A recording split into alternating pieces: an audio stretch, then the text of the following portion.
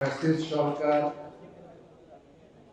যা করেছে সবকিছুই যে খারাপ করেছে তা না। রফিকুল আমিন সাহেব 12 বছর জেলে কাটিয়েছেন। সেই জেলে কাটানোর সময়টুকু আমরা হয়তো উপলব্ধি করতে পারবো না যে সেই সময় উনি কি ভেবেছেন, কি চিন্তা করেছেন। তো যাই হোক,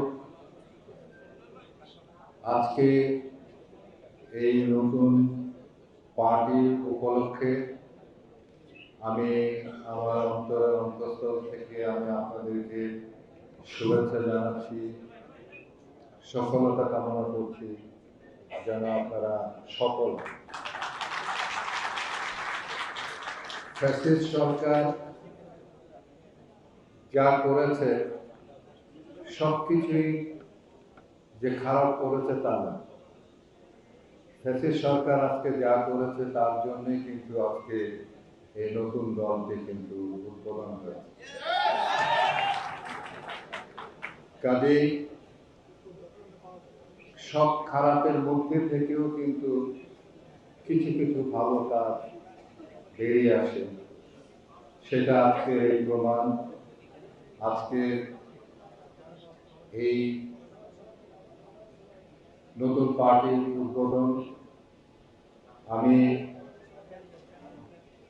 কামনা করছি যে একটি গণতান্ত্রিক ধারা এবং মানুষের অধিকার ওনারা প্রতিষ্ঠিত করবেন তাদের দলের মাধ্যমে, এবং আগামীতে এই দল আশা করি যে মানুষের দলে পরিণত হবে।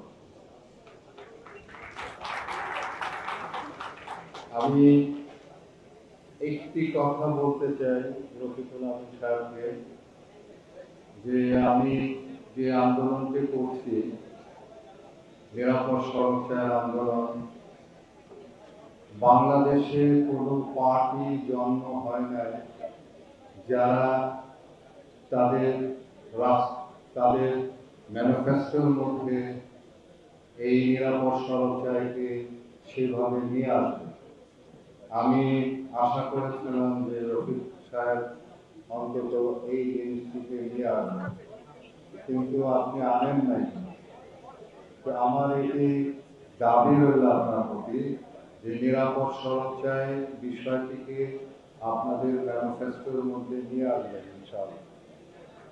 এবং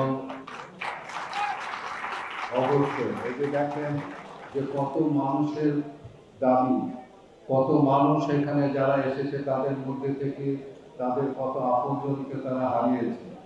তো কাজেই সেই বিষয়টিকে আমরা উপেক্ষা করছি সারা জীবন। এই 54 বছরের এই রাজনৈতিক জীবনে আমরা প্রত্যেকটি মুহূর্তে আমরা কিন্তু এটিকে উপলব্ধি করেছি, কিন্তু আমরা কখনোই কিন্তু এটিকে বাস্তবায়ন করার জন্য সরকারিভাবে সেই উদ্যোগ কিন্তু কখনো গ্রহণ করা হয়নি। তা আমি আশা করব যে আপনারা যারা নতুন দল যারা সৃষ্টি করেছেন তারা তাদের ম্যানিফেস্টোর মধ্যে এই নিরাপদ সড়ক এই বিষয়টিকে আপনারা আনবেন এবং সেটিকে বাস্তবায়ন করার জন্য আপনারা সচেষ্ট থাকবেন। আমি আর বিশেষ কিছু বলতে চাই না। আমি আজকে এই পর্যন্ত বলে আপনাদের কাছ থেকে বিদায় নিচ্ছি। আশা করি আপনারা সকলেই ভালো থাকবেন এবং আপনারা সকলে মিলে এই দলকে সাপোর্ট করবেন। আমার অন্তর থেকে সাপোর্ট রইল, আমার অন্তর থেকে আমার এই দলের প্রতি আমার ভালোবাসা রইল।